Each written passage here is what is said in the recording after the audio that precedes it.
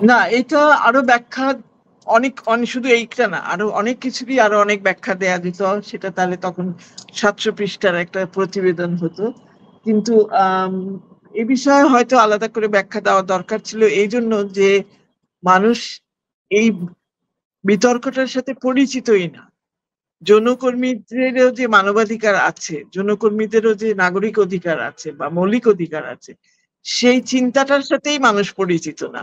সেইটা আমাদের হয়তো মাথায় রাখা উচিত ছিল এবং সেজন্য আরো ব্যাখ্যা দেওয়া উচিত ছিল। কিন্তু আমরা যেহেতু ৯১ সাল থেকে যৌনকর্মীদের সাথে আন্দোলন করে আসছি, হয়তো সেইজন্য আমাদের মাথায় এটা আসে নাই যে আ বেশিরভাগ মানুষ তো এটার সাথে এই ইস্যুগুলোর সাথেই পরিচিত না। এবং বেশিরভাগ মানুষ কিন্তু যৌনকর্মীকে মানুষই মনে করে না। তো সেই জায়গায় আ এখনো মানুষ আ পতিতা শব্দটাই ব্যবহার করে যে যাদের পতন হয়েছে তারাই হচ্ছে পতিতা।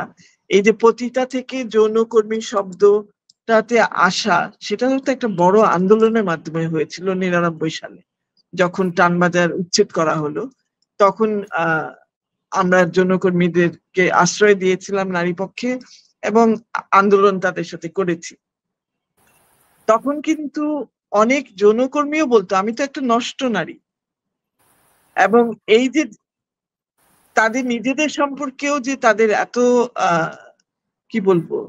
মানে ছোট করে দেখা নিজেকে, সেই জায়গাটাকে আমরা চেষ্টা করেছি তাদেরকে সেখান থেকে সরিয়ে নিয়ে আসা এবং পতিতা শব্দের জায়গায় যৌনকর্মী শব্দটা আনা। যে সেও তো শ্রমই বিক্রি করছে, এক ধরনের যৌন শ্রম বিক্রি করছে।